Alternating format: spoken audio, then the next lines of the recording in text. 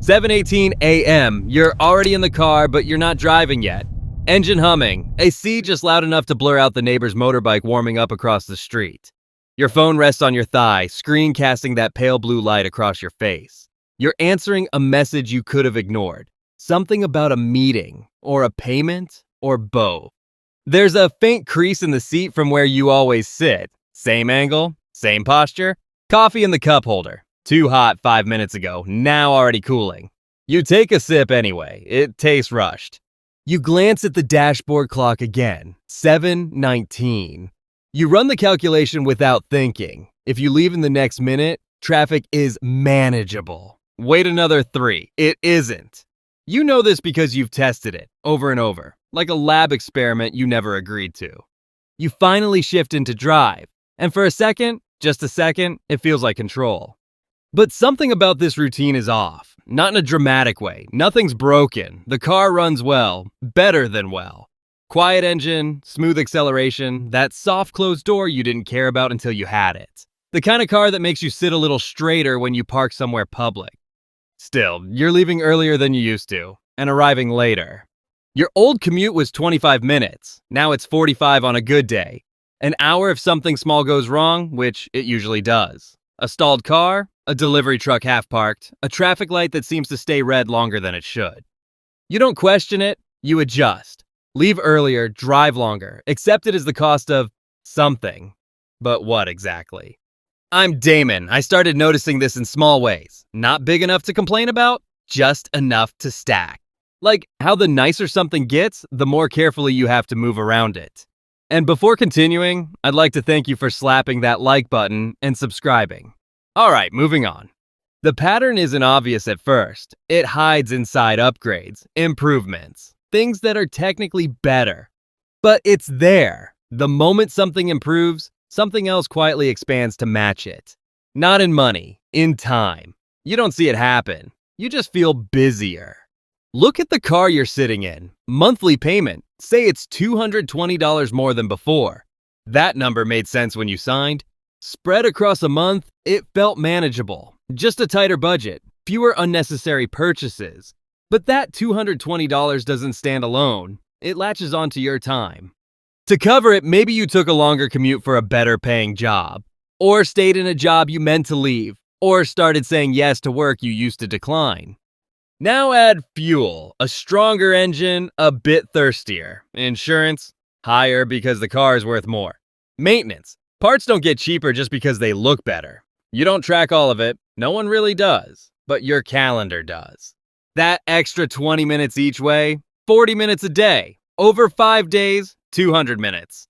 Over a month, roughly 13 hours. 13 hours. More than half a day every month spent inside a machine you upgraded to save time. And it doesn't stop at the car. Your house got bigger, so now weekends have structure. Cleaning isn't a quick reset anymore. It's a block you have to gear up for. Things break in corners you didn't know existed. You start noticing details you can't unsee. Paint chips, a loose hinge, a light that flickers just enough to get under your skin. You tell yourself you'll fix it later. Later becomes a list. The list becomes a habit. The habit takes time. Even convenience comes with a cost. Food delivery saves the trip, but not the decision. You scroll longer than it would have taken to cook. Compare options, check reviews, add, remove, reconsider. By the time you order, you've spent 15 minutes on food you won't remember tomorrow. You pay to avoid effort. The effort just changes shape. What never shows up on a bill is the mental residue.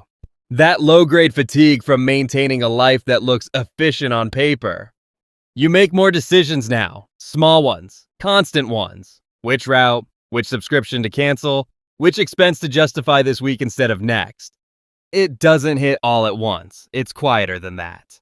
It's the kind of tired that shows up at 7:18 a.m. when you're in your car, answering messages before the day officially starts. Because the day already started, it just didn't tell you. What's strange is none of this feels like a mistake while you're in it. Each step made sense. Upgrade the car, improve the house, increase comfort, reduce friction. Individually, rational. Collectively, something else. A system where your time gets absorbed to support the version of your life you thought would free it. And it's patient. It doesn't take everything at once, just a few minutes here, a longer drive there, a slightly heavier obligation next month. It grows in increments small enough to ignore but steady enough to reshape your week. So now you're moving faster, earning more, optimizing constantly. But your mornings still look like this: engine running, mind already occupied, time already spent before the day begins. And this isn't really about money anymore. Money is just the entry point. What this touches is how your sense of normal gets rewritten without you noticing. How your baseline shifts upward quietly until maintaining it becomes the main thing you do. Not building, not choosing, maintaining. And once you're in that loop, stepping out doesn't feel like relief. It feels like loss. Because the system doesn't just take your time, it teaches you to protect the things that take it. That's the part most people miss. And once you see it, it's hard to unsee. What's happening here isn't random. There's a mechanism under it, and it's been studied for decades, just not in the way you'd expect. Economists call part of it the Jevons Paradox. It started with coal. When engines became more efficient, people assumed coal use would drop. It didn't. Efficiency made coal cheaper to use, so people used more of it. Entire industries expanded around that efficiency. Consumption didn't shrink, it multiplied. The same pattern shows up in your life, just quieter. When something becomes more efficient, more comfortable, or more capable, you don't just use it better. You expand your expectations around it. A faster car doesn't just save time. It justifies longer distances. A bigger home doesn't just give space. It creates new standards for how that space should look, feel, and be maintained. An app that saves 5 minutes doesn't give you 5 minutes back. It fills the gap with something else you now have room to care about. So the gain doesn't stay contained. It spills, then it scales. There's another layer, what psychologists call hedonic adaptation. The term sounds softer than it is. What it means is simple. Your brain doesn't treat improvements as upgrades. It treats them as the new minimum, not a reward, a requirement. The first time you sat in this car, it felt different, quieter, smoother, controlled. Now it just feels normal. And normal has a maintenance cost, not just financially, but cognitively, emotionally, in time. Because once something becomes your baseline, anything below it feels like friction, or worse, regression. So you don't just maintain the upgrade, you defend it. This is the part people resist, because it means the trap isn't in the purchase, it's in what comes after. You didn't just buy a better car. You raised your version of normal, and now your life has to support it. Once that shift happens, your decisions stop being about progress. They become about preservation. You stay in situations longer than you should, not because they're good, but because they fit the life you've built. You tolerate things you used to question, commutes, costs, commitments, because undoing them doesn't feel neutral. It feels like going backwards, even if it would give you time back. That's the trade most people never say out loud. You're not working more to get ahead. You're working more to avoid dropping below a line that moved without asking you. But this isn't a personal failure. It's structural. The system stretches with you. Every improvement increases the surface area of your life. More space, more capability, more access. And more surface area means more things that can claim your time. Nothing in that system tells you where to stop. There's no ceiling, no point where things settle and say, this is enough. So if things keep expanding without getting lighter, that's not you mismanaging your life. That's the system doing what it does. The only real leverage point is awareness, because once you see the pattern, you can interrupt it. Not by rejecting everything, but by refusing to let every upgrade reset your baseline. That's where the shift happens, not in what you buy, but in what you let scale.